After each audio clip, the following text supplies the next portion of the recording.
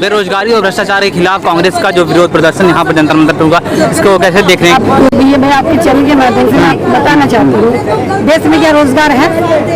मोदी जी जब 2014 में आए थे, उन्होंने कहा था हर साल 2 करोड़ नौकरियाँ युवाओं को देंगे। तो 10 साल में 20 करोड़ होगी ना, तब क्या 20 करोड़ नौकरियाँ भी नहीं हुई। आज 20 करोड़ नौकरियाँ छीन ली, दी नहीं उन्होंने। महंगाई इतनी बुरी हालत है, सर्दियों में सस्ती हो जाती थी सब्जियाँ, आज सर्दियों में भी सब्जियों के दाम आसमान छू लेते। 100 रुपए किलो से कम कोई सब्जी नहीं है। अरे काबिल मैं तो कह रही, तुम प्रधानमंत्री के काबिल तो तुम नहीं हो जो सत्ता में बैठे हो। तुम दूसरे पे आरोप लगाते हो, अपनी समझ को देखो। तुम कहते हो राहुल जी को बोलते हो, राहुल जी तो वो है ऐसे हैं कि उन्होंने पैदल, तुम 1 किलोमीटर चल के दिखाओ, वो तो पूरे भारत भर में। अरे राहुल गांधी को कंगना कहती है नशेड़ी है, नशा करके संसद में आते हैं। वो खुद ऐसी है, एक महिला होकर शर्म नहीं आती। मैं एक महिला हूँ, मैं कह रही हूँ वो खुद अपने अंदर जाके वो क्या कर्म करती है। जांच होनी चाहिए, नशा करते हैं। अभी कुछ दिन पहले जय बच्चन जी पे आरोप लगाया गया कि संसद की मर्यादा रखिए, संसद ये कोई फिल्म स्टोर का मंच नहीं है, आप संसद में बैठे उसका ध्यान रखिए। तो उनको तो ये बोला जाता है, और वो कंगना क्या करती है, वो एक डांसर कुछ भी बोल दे कहीं भी। मंडी से सांसद चुनकर आई है। अरे मैं कह रही हूँ वो खुद मंडी में रहती है, क्या बोलूँ मैं। मेरी जवान मत खुलवाओ उसके लिए। आप जो आज रोजगार सम्मानित सांसद हैं, अरे उसके लिए बात ही मत करो। मैं उसकी बात ही ऐसे करने आप लोगों की बात ही नहीं करना। महंगाई और बेरोजगारी पे बात हो रही है। आज देश में महंगाई बुरी हालत है, बेरोजगारी चरम सीमा पर है, रोजगार मिल नहीं रहा। गरीब महिला एक चटनी रोटी भी नहीं खिला सकते, अपने परिवार को पालना मुश्किल हो रहा है। आज युवा बेरोजगार, किसान परेशान, महिला परेशान। आज 8 साल की बच्ची से लेकर, मैं कह रही 3 साल की बच्ची से लेकर 80 साल की महिला सुरक्षित नहीं है। जो ये कहते थे बहुत हुई महंगाई की मार, अब की बार बहुत हुआ महिलाओं पे अत्याचार, अब की बार अत्याचारी तो ये सरकार है। जब आप ये बताइए, जब ये जंतर मंतर पर हमारी बेटियां बैठी थी, इनको उसी दिन जिस दिन संसद का उद्घाटन था घसीट के फेंका गया था। अब जब वो उनका मात्र 1 किलो वजन के चक्कर में ये कहीं ना कहीं घपला है इनका। तो अगर विनेश फोगाट का 1 किलो बढ़ गया अचानक कैसे, तो क्या इसके पीछे साजिश आपको नजर आ रही है? ये साजिश है, इनकी साजिश है। अगर गोल्ड आता तो देश का सीना गर्व से चौड़ा होता है। मोदी जी का तो हम तो कहते हैं हमारी बेटी आज भी सोना है, वो सोना नहीं हीरा है, वो जीत के आई। हम तो आज भी कहते हैं वो सोना जीत के आई है। हिंडनबर्ग की जो रिपोर्ट आई उसको लेकर के यहाँ पर काफी बात हुई, सेबी पर भी सवाल उठाएगा, कैसे देख रहे हैं इसे?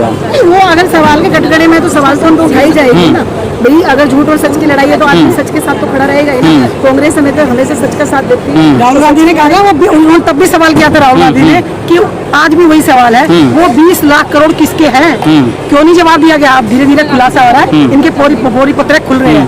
सामने आने दो, ये पूरी सरकार गिरेगी, पूरी सरकार सत्ते में आ रही है, पूरी सरकार खतरे में। लेकिन फिर भी तो जनता ने तो चुना ना प्रधानमंत्री मोदी को, उनकी पोल पटियां खुल रही है, ये जनता जूतों से मारेगी। समय आने दो, ये जनता जूतों से मारेगी इनको, और पता चल जाएगा सत्ता कब पलटी है, पता भी नहीं चलेगा। क्या कहेंगे जो सेबी को, क्या इसमें कहा है सेबी की निगरानी में सारी ये जो घोटाले चल रहे हैं, कोई तो आवाज उठाएगा।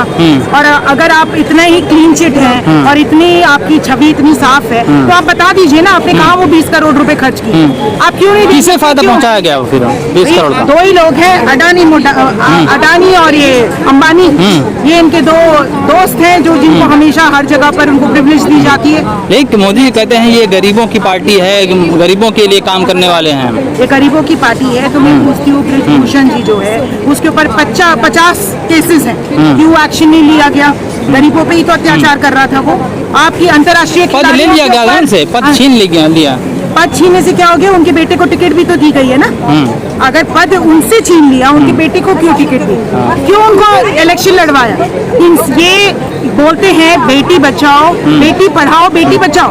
अब ये हाल हो गया कि बीजेपी से ही बेटियों को बचाने की जरूरत है। ये जो इतनी बदतमीजी, आज आप देखो कोलकाता की जो डॉक्टर है, भाई कहते हैं hands that serve, hands that heal should not bleed.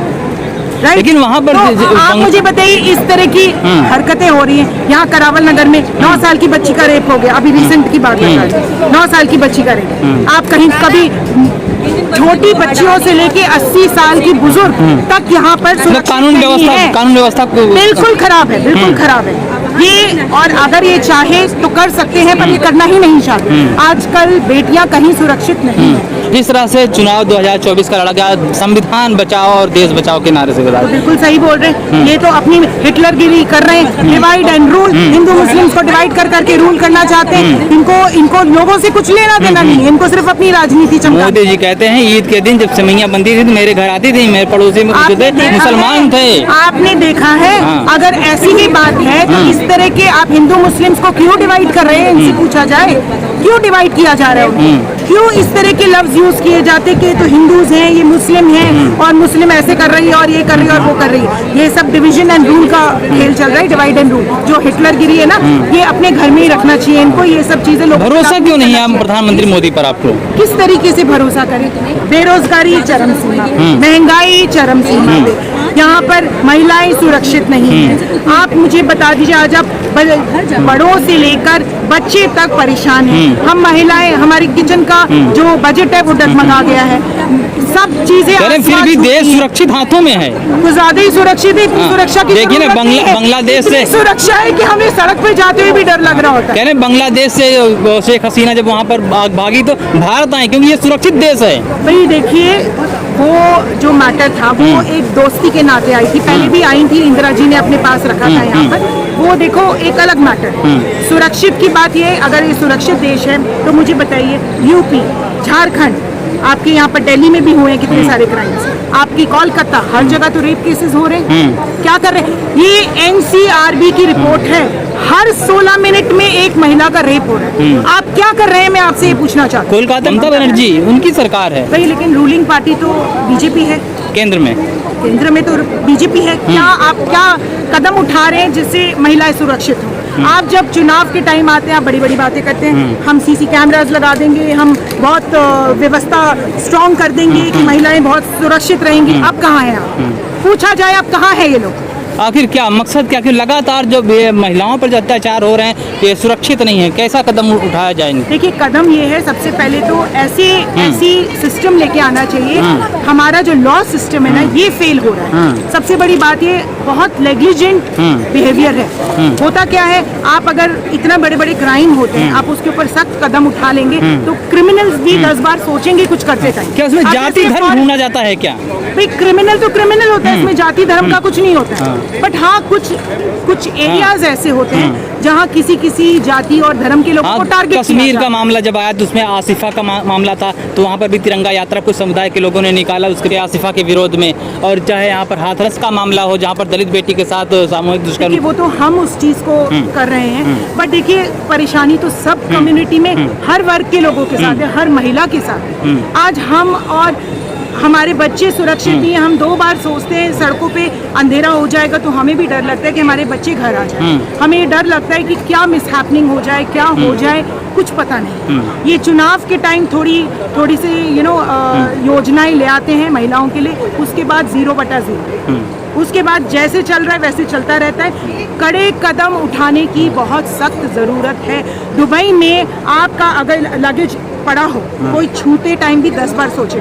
पर यहाँ इंडिया में 1 सेकंड के लिए आप आंख भी पलक भी कह रहे वहाँ पे सरिया कानून है। क्या आप भी चाहती हैं भारत में भी सरिया कानून हो जाए? सरिया कानून नहीं, बट मैं ये चाहती हूँ कि कुछ स्ट्रॉन्ग कदम उठाए जाए जिससे ये जो कैदी, ये जो क्रिमिनल्स हैं, ये 10 बार सोचे इस तरह के अपराध करते टाइम। आप मुझे बताइए, छोटी छोटी बच्ची जिनके ऊपर दया आनी चाहिए, प्यार आना चाहिए उनके, आप उनका रेप कर रहे हैं। डूब के मर जाना चाहिए ऐसे लोगों को, शर्म आनी चाहिए ऐसे लोगों को। क्या बोले इनको? ये सिख मेंटालिटी के लोग हैं, सिख मेंटालिटी। और ऐसे लोगों को तो भाई बहुत कड़े कदम उठाकर इनके ऊपर हाश से हाश जो सजा होती है ना वो देनी चाहिए। जो रूलिंग पार्टी के लोग हैं, जो केंद्र में हैं और जो स्टेट में, उनसे पूछिए क्यों इतना टाइम लग रहा हो। ये अपना जो होता है ना, अपनी रिस्पॉन्सिबिलिटी दूसरे के ऊपर डालना, हमारे पास तो इतनी सुविधा नहीं है, उसकी गलती है, वो एक दूसरे के ऊपर लेकिन इसमें एक एंगल कहीं जाति और धर्म का भी एंगल जोड़ा जाने लगता है। देखिए, ये लगातार मीडिया में भी ये चीजें चलाई जाती हैं। बात सारी है, अपने आप को बचाने के लिए कोई किसी भी हद तक चला जाए, पर है तो वो बेटी, चाहे किसी भी वर्ग की हो, किसी भी धर्म की हो, बेटी को तो नुकसान पहुंचाए ना। और वो है देश की बेटी। मैं ये मानती हूँ, हम हिंदुस्तान में हैं, हम इंडियन हैं, और वो किसी भी वर्ग की हो, किसी भी धर्म की हो, बेटी के साथ अगर अत्याचार हो रहा है तो गलत।